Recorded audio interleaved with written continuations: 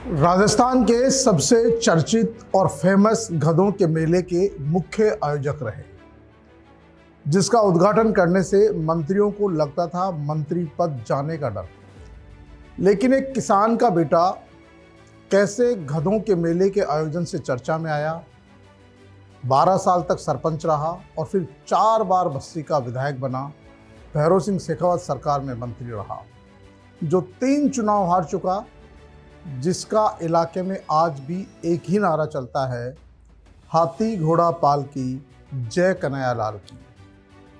जिनके लोकसभा चुनाव प्रचार करने के लिए खुद पीएम मोदी ने डॉक्टर किरोड़ीलाल मीणा और सीएम भजनलाल शर्मा के साथ रोड शो किया।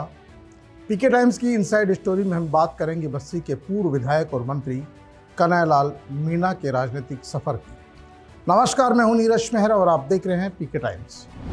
लूणियावास के सरपंच रहे, गधों के मेले के आयोजन से चर्चा में आए। बस्सी के लूणियावास में जन्मे, 1978 से 90 तक लूणियावास गांव के निर्विरोध सरपंच रहे। बस्सी के 1990 में पहली बार विधायक बने, 92 में फिर विधायक बने, 1998 से 2003 में तीसरी बार विधायक चुने गए और 2003 से 2008 तक चौथी बार विधायक बने। सादगी के प्रतीक, सरल स्वभाव और सौम्य व्यक्तित्व के धनी, जो जहां बैठते वहीं से कार्यालय शुरू हो जाता, जो वर्ष 1978 में लूणियावास गांव के सरपंच रहे, जिनका गांव में व्यवहार ऐसा था कि शायद ही कोई उनकी बात को टाले। यही कारण है कि उन्होंने अपने सरपंच पद के कार्यकाल में ग्राम पंचायत के सभी पदों, सरपंच, उप सरपंच, सह सदस्यों का निर्विरोध निर्वाचन करवाया और राजस्थान में एक ऐसा नया कीर्तिमान बनाया जो इतिहास के पन्नों में दर्ज है। सांगानेर तहसील में आने वाला लूणियावास गांव बस्सी विधानसभा का प्रमुख हिस्सा है। लूणियावास के उस चर्चित सरपंच का नाम था कन्हैयालाल मीणा, जिनका जन्म 1 जनवरी 1953 को लूणियावास में ही हुआ। एक किसान के घर जन्मे कन्हैयालाल मीणा की पढ़ाई लूणियावास और गोनेर में हुई। उन्होंने पारिवारिक हालात के चलते इंटरमीडिएट तक पढ़ाई की। स्थानीय मीणा समाज के अध्यक्ष बने और समाज सेवा के माध्यम से ऐसी पहचान बनाई कि 1978 में पहली बार सरपंच बने। उसके बाद 1990 तक लगातार सरपंच रहे। जैसा कि बताया, सरपंच रहते हुए उनका गांव के लोगों से, आसपास के लोगों में ऐसा माहौल बना कि लोग उनको बड़े नेता के तौर पर देखने लगे। 1990 में पहला चुनाव बस्सी से उन्होंने निर्दलीय लड़ा और वो बीजेपी और कांग्रेस दोनों को हराकर विधायक बने। इसके बाद बीजेपी ने टिकट दिया और वे 1992 में फिर चुनाव जीते। 1993 से 1998 तक बस्सी के विधायक फिर बने। वे बस्सी इलाके में निःशुल्क चिकित्सा कैंपों का आयोजन कराकर चर्चा में आए थे। एक गधों का मेला लगता था, उसको लगाकर वो चर्चा में थे, क्योंकि उस समय कहा जाता था कि जो भी गधों के मेले में जाता था उद्घाटन करने, वो अगला चुनाव हार जाता था। लेकिन कन्हैयालाल जी के साथ उल्टा था, वो पूरे आयोजन करते थे और 12 साल तक सरपंच रहे और 4 बार विधायक बने, चुनाव कभी नहीं हारे। लेकिन जब मंत्री थे तब उसका इनॉग्रेशन करने गए, उसके बाद दोबारा कभी चुनाव नहीं जीत पाए। तो कहीं ना कहीं जो टोटका कहा जाता था वो उन पर लागू हो गया कि वो गधों का मेले का उद्घाटन जिसने भी किया, वो आयोजक थे, तब तक तो उनको सफलता मिलती रही। लेकिन जब वो मुख्य अतिथि बनकर मंत्री के तौर पे उसका उद्घाटन करने गए, उसके बाद वो कोई चुनाव नहीं जीत पाए। पार्टी ने उनको बार बार टिकट दिया और हाल ही में भी लोकसभा का टिकट भी दिया। और कन्हैयालाल मीणा ने कांग्रेस के जो दिग्गज नेता थे उस समय के, जगदीश तिवारी को हराकर चुनाव जीते। 2008 में निर्दलीय अंजू धानका ने हराया। अंजू धानका ने रोका था कन्हैयालाल मीणा की जीत का रथ। 2008 और 2013 में चुनाव जीते अंजू धानका ने। 2018 में निर्दलीय लक्ष्मण मीणा से हारे कन्हैयालाल और 2023 में कांग्रेस के लक्ष्मण मीणा से फिर हारे कन्हैयालाल। कन्हैयालाल मीणा को बीजेपी ने 1998 में बस्सी से टिकट दिया और वे चुनाव जीते। कन्हैयालाल मीणा 2003 से 2008 तक विधायक रहे। 2008 के चुनाव में बीजेपी को निर्दलीय उम्मीदवार अंजू धानका ने हराकर इतिहास रच दिया। एसटी का गढ़ रही, एसटी की सीट रही और एसटी की सीट पर पहली बार कोई गैर मीणा इस इलाके में चुनाव जीता था। दूसरी बार भी 2013 के विधानसभा चुनाव में अंजू धानका ने बस्सी से विधानसभा चुनाव जीतकर इस गलत फहमी को तोड़ दिया कि एसटी की सीट पर इस इलाके में कोई गैर मीणा कभी विधायक बन सकता था। इसके बाद हुई चुनाव में 2013 में निर्दलीय लक्ष्मण मीणा ने चुनाव जीता और कांग्रेस पार्टी ने फिर 2023 में उनको फिर से उम्मीदवार बना दिया कांग्रेस पार्टी ने, और वो विधायक चुने गए। दूसरी बार बस्सी के विधायक बने लक्ष्मण मीणा, और इस तरह से जो कन्हैयालाल मीणा ने जगदीश तिवारी को, जो वहाँ के कदावर नेता थे, उनको हराकर राजनीति से दूर कर दिया।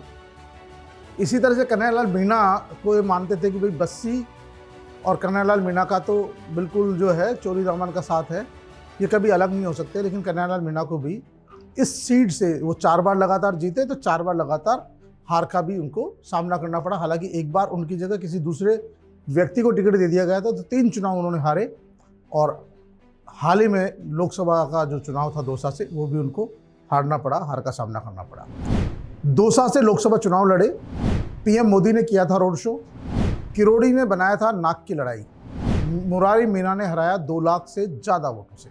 पूर्व मंत्री कन्हैयालाल मीणा की लगातार हार के बावजूद भारतीय जनता पार्टी ने 2024 के लोकसभा चुनाव में दौसा से उन्हें लोकसभा उम्मीदवार बनाया। सरल स्वभाव, आरएसएस से गहरे जुड़ाव के चलते पूरा संघ परिवार उन्हें चुनाव जिताने में जुट गया।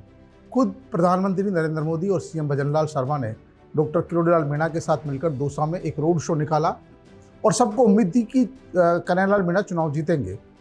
डॉक्टर किरोड़ीलाल मीणा ने तो यहाँ तक कह दिया था कि यदि वे दौसा, सवाईमाधोपुर, धौलपुर, करौली की सीटें नहीं जिता सकेंगे तो मंत्री पद से इस्तीफा दे देंगे। जनता उनकी बातों में नहीं आई और सभी सीटें बीजेपी हार गई। यहाँ सभी सीटें कांग्रेस जीती, क्योंकि दौसा सीट पर सचिन पायलट का बहुत प्रभाव है और दौसा कभी कांग्रेस का गढ़ रहा है। यहाँ पर सचिन पायलट ने ताकत लगाई, साथ में अशोक गहलोत ने भी कहीं न कहीं उन्हें मजबूती दी। सचिन पायलट के गढ़ के बावजूद अशोक गहलोत ने भी यहाँ पूरी ताकत लगाई, क्योंकि जहाँ सचिन पायलट की पकड़ थी, वही अशोक गहलोत की यहाँ के जो एससी वर्ग के वोटर्स हैं उन पर, माली समाज के वोटर्स पर और अल्पसंख्यक वोटर्स पर तगड़ी पकड़ है। जब सचिन पायलट और अशोक गहलोत दोनों एक जगह मिल गए, और मुरारी मीणा खुद, क्योंकि दौसा के रहने वाले हैं, दौसा के स्थानीय थे, और कन्हैयालाल मीणा बस्सी के थे, इसलिए कहीं न कहीं उनकी पकड़ वहाँ उधर की साइड में कम रही, और इन्हें करीब 2 लाख से ज़्यादा वोटों से हार का सामना करना पड़ा। सीएम और पीएम की बातों को लोगों ने नकार दिया, और मुरारीलाल मीणा को यहाँ पर 2 लाख से ज़्यादा वोट मिले, और मुरारी मीणा यहाँ पर लोकसभा चुनाव जीते। कन्हैयालाल मीणा को लगातार ये 4थी बार कहीं न कहीं हार का सामना करना पड़ा, जिसके चलते उन्हें पार्टी में, हालांकि संगठन में कई बार उनको प्रदेश मंत्री, प्रदेश उपाध्यक्ष बनाया गया है, लेकिन फिर भी क्योंकि लगातार 4 चुनाव हार जाए, उसके बाद आदमी कहीं न कहीं कमज़ोर पड़ता ही है। और वर्तमान में भारतीय जनता पार्टी की सरकार भी थी, केंद्र में सरकार थी, राजस्थान में सरकार थी, उसके बावजूद दौसा लोकसभा सीट से जहाँ पर डॉक्टर किरोड़ीलाल मीणा का बड़ा असर माना जाता है, डॉक्टर मीणा और सचिन पायलट दोनों दौसा को अपना अपना गढ़ मानते हैं। सचिन पायलट क्योंकि उनके फादर भी वहाँ से सांसद रहे, उनकी माँ भी वहाँ से सांसद रही, तो सचिन पायलट का वहाँ पर ज़्यादा प्रभाव है। लेकिन मीणा बहुल्य होने के कारण डॉक्टर किरोड़ीलाल मीणा भी खुद वहाँ से सांसद रहे और हमेशा वहाँ पे जीतते रहे। तो ऐसे में डॉक्टर किरोड़ीलाल मीणा को भी लगता है कि वो उनका गढ़ है। लेकिन यहाँ पर जब सचिन पायलट और डॉक्टर किरोड़ीलाल मीणा के बीच की बात आती है, तो कहीं न कहीं सचिन पायलट भारी पड़े और यहाँ पर कन्हैयालाल मीणा को हार का सामना करना पड़ा। और हालात ये रहे कि जब विधानसभा के उपचुनाव हुए तो डॉक्टर किरोड़ीलाल मीणा के सगे भाई को भी दौसा विधानसभा सीट से हार का सामना करना पड़ा। तो जो कन्हैयालाल मीणा जी थे, जिनका सफ़र एक गांव से शुरू हुआ, सरपंच से शुरू हुआ, जो चाय की थड़ी पर बैठकर अपनी सरपंचाई करते थे, जो उस ज़माने में 1978 से 90 के बीच में बस्सी इलाके में चिकित्सा शिविर लगाकर, निःशुल्क चिकित्सा शिविर लगाकर, कई बार आंखों का कैंप लगाकर, कई बार दूसरे डॉक्टर्स का कैंप लगाकर लोगों का इलाज करते थे। लोग उन्हें, वो खुद इंटरमीडिएट पास है, लेकिन आज उन्हें लोग किस नाम से जानते हैं? डॉक्टर कन्हैयालाल मीणा के नाम से, जबकि उन्होंने डॉक्टरी नहीं की है, लेकिन उन्हें जानते हैं डॉक्टर साहब के नाम से। हालांकि उनके बेटे डॉक्टर जरूर है। तो कुल मिलाकर उन्होंने जन सेवा को माध्यम बनाया और 4 बार विधायक और भैरव सिंह शेखावत सरकार में 4 महीने के लिए राज्य मंत्री रहे। लेकिन आज भी वो सामान्य कार्यकर्ता की तरह ही लोगों से बिहेव करते हैं, आम लोगों के साथ उनका बैठ उठ है।